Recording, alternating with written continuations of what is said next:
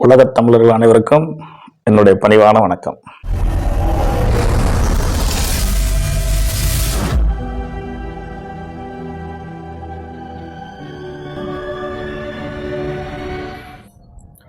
உலகத் தமிழர்கள் அனைவருக்கும் என்னுடைய பணிவான வணக்கத்தினை தெரிவித்துக் கொள்கின்றேன்.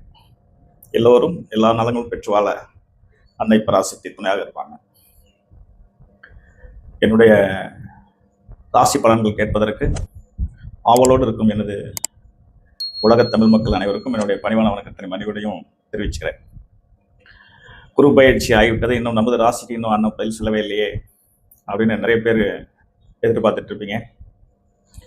சூழ்நிலை காரணமாக சில காலதாமதமான நிலை.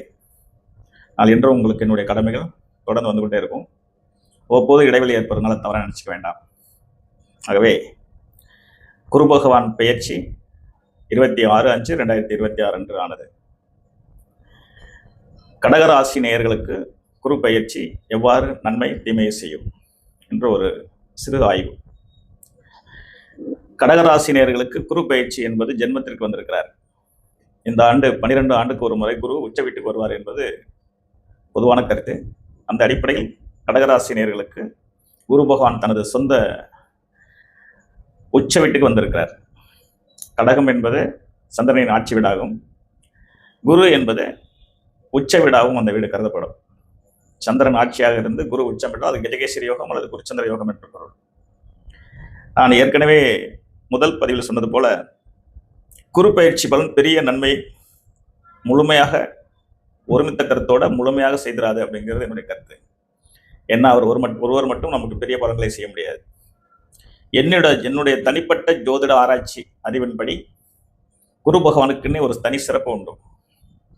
அவர் ஜனனகால ஜாதகத்தில் நடக்கும் தசாபுத்தி சாதகமாக இருக்கும் பட்சத்திலும் அந்த தசாபுத்திக்கு குரு பகவானுடைய இன்றைய நடைமுறையில் உள்ள குரு பகவானுடைய பார்வை அல்லது சேர்க்கை கிடைக்கும் போது ஒரு எதிர்பாராத வெற்றியை அவர் அடைந்து விடுவார் என்பதில் சந்தேகத்திற்கு இடமே இல்லை. நடந்து முடிந்த 6/3/2026 அன்று சனி பயிற்சி நடந்தது. அவர் கடகராசி நேயர்களுக்கு அஷ்டம சனியாக இருந்து விலகி போனார். குரு பகவான் 12ஆம் இடத்திலிருந்து ஜென்மத்துக்கு வந்திருக்கிறார். ஜென்மத்துக்கு வந்தவர் நான் சொன்ன மாதிரி ஜனனகால ஜாதகம் வலிமையாக இருந்து அந்த ஜனனகால ஜாதகத்தில் இருக்கின்ற தசாபுத்தியை இன்றைய கோச்சார குரு பார்வையிடும் போது ஒரு மிகப்பெரிய வெற்றியை ஒரு மனிதன் அடைய முடியும் என்பதுதான் என்னுடைய கருத்து. அதுக்கு தனிப்பட்ட அவரவர் ஜாதகத்தை நாம் ஒரு தகுந்த ஜோதிடரிடம் கொடுத்து பரிசீலனை செய்து கொள்ள வேண்டும்.